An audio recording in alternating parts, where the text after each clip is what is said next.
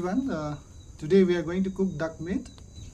which is a very special, we consider it as very special meat. It's very difficult to find here in Shillong, but somehow we managed to find it from Lai Bukra.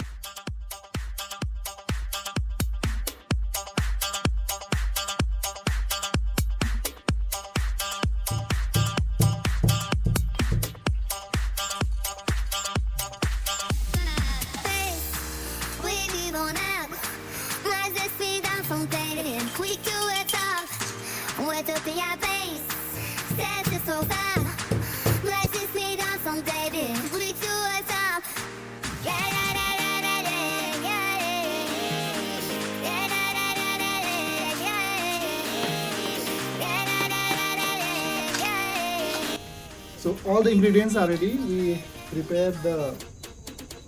mostly we need garlic, onions, and then the tomato, ginger, then the chili powder, some masalas. So these ingredients we prepared it already. We already prepared it and keep it ready. So today we are trying to cook using firewood. So it will give a special taste. So instead of cooking the cooking gas, so cooking with the firewood will give some sort of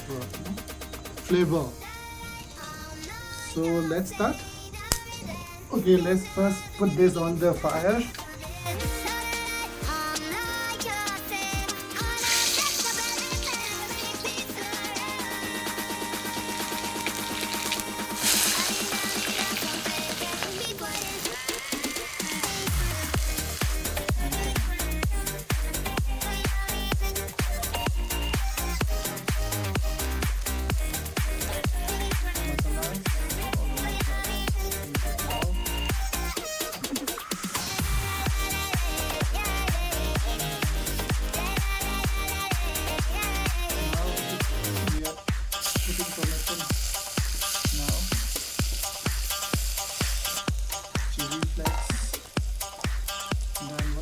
Szechuan seed. This is Szechuan seed. Szechuan pepper. Szechuan pepper, right?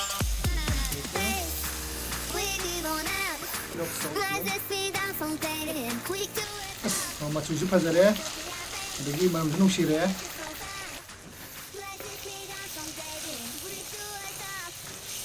Okay, here comes the meat. All the masala, tomatoes are properly cooked. Then finally you will have to put the meat. The color also looks very good. It smells of spicy. It smells nice. Nganu je, apne thongba sing de thongba dum haw he le keno de magi sing tharaga firewood ki magi maiku lak de si to the flavor ma dum lai ru duga nganu thongba ba hai nganu si di mahi na haw ya nganu ji mahi na haw ya hai nei ana वही मही दा कोई मुरब तौरगा बुसिना मुरगा किदन पोटपदगा चाक किदन तोला चाकाम सिदा महौ म किदन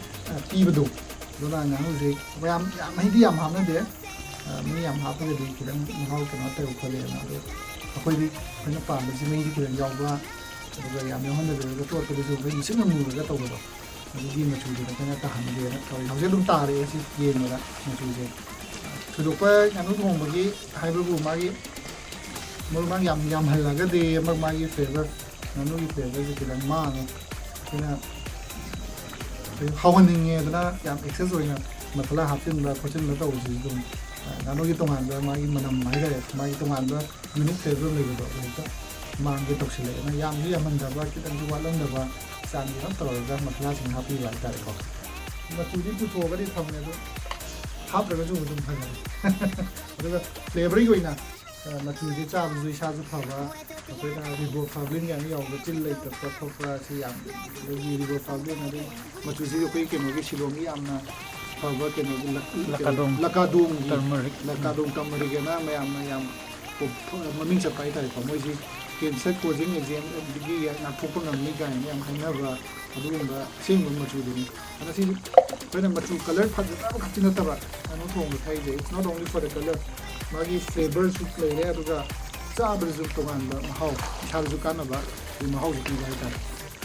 anu ji fa na mun chela pata ni da sai kidan khau bai ta ginger sing ai ta sing hap ne ya ꯑꯗꯨꯒ ꯏꯟꯁꯥꯡꯁꯦ ꯈꯤꯇꯪꯒ ꯍꯥꯞꯄꯤꯕ ꯂꯣꯏꯁꯤꯜꯂꯝꯗꯥꯏ ꯃꯨꯜꯂꯛꯄꯒꯤ ꯇꯥꯏꯃꯤꯡꯁꯤꯗ ꯑꯗꯨꯒ ꯑꯁꯥꯃꯛꯁꯨ ꯑꯗꯨꯝ ꯍꯥꯞꯆꯤꯟꯕ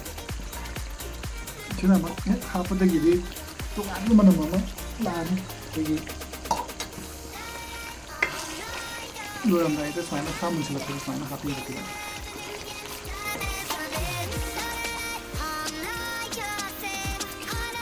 ꯉꯥꯅꯨꯁꯤ ꯃꯨꯟꯁꯤꯜꯂꯛꯑꯕꯅꯤꯅ ꯑꯩꯈꯣꯏꯒꯤ ꯂꯣꯏꯁꯤꯜꯂꯛꯄ ꯂꯣꯏꯔꯝꯗꯥꯏ ꯁ꯭ꯋꯥꯏꯁꯤꯗ ꯍꯦꯟꯅ ꯅꯨꯡꯁꯤꯅꯅꯕ ꯑꯩꯈꯣꯏ ꯁꯥ ꯃꯔꯣꯏꯁꯦ खिदां थाचिनबा यारे खिदां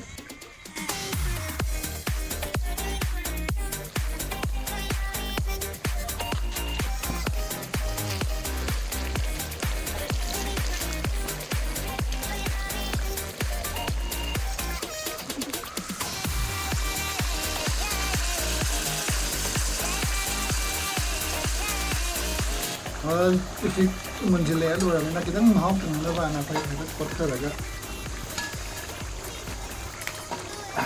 हाव तंबे यारे सिदां मिला हौजिक तुम हापै याय तुम मोरो मनम बोले यारे तुम यारे नहीं हम कंजल लगुम जे यारे किधर तुम थप यारे नहीं हम कंजल लगुम जे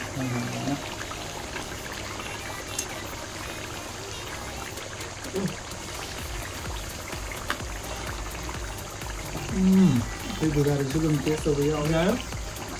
mà nó sẽ sao bên đường kịch vậy đây đó mình chỉ mới bắt để có gì hết cả tao thì nó sẽ ghi cái ngắn thòng bởi vì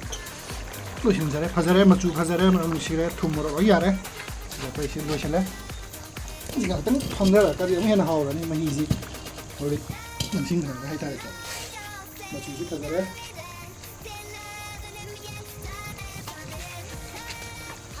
cái nồi một rồi thì con nào phải đi xài là nên có con phải đi xí con phải đi cái là cái đó hàng gì asigi hijrang hai je hijrang gi kana ba je maning je multi vẫn chạm thua cái maning jang là vẫn chạm thua cái đó pressure war je đấy wow một chú gì hay biết gì đó sẽ đặt một chú gì cái gì nó không có cái một chú một ta đấy mani đang hay đó stem wow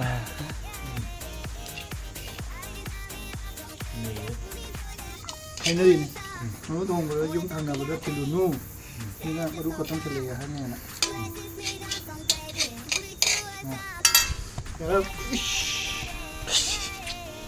khó đấy hỏi phải lại cái tầm rồi phải rất nhiều cái phỏ tôi mà hình như mà rất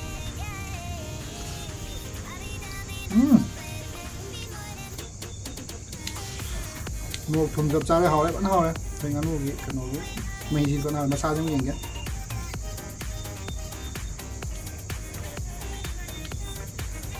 và phải vẫn hỏi kale jame badan tak ngồi cái giờ mình phải một cái nắm tỏ đó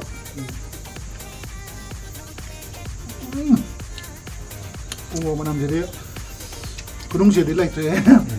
mình thầm thào rồi với cỏ ngắn hơn thùng rồi cái ủng cái đặc biệt vào cứ luôn mới cần cái sao bây giờ điều thấy vì nó hay lệch thế mà không em muốn try tàu ghé ra nó thùng gì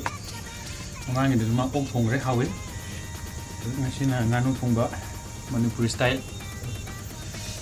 mặc dù đi ăn bây giờ đấy hàm mà xem mà hóc tâm rồi được xác cái sao nó hầu gì này mà luôn rồi chứ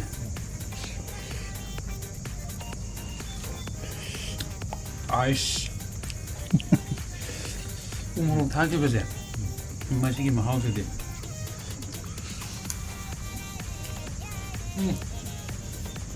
papai thằng của ông ấy tôi chỉ có lấy ra miếng bây giờ lấy ra cái ủng hộ miếng phải không wow, phải đấy hảo đấy em trai cho video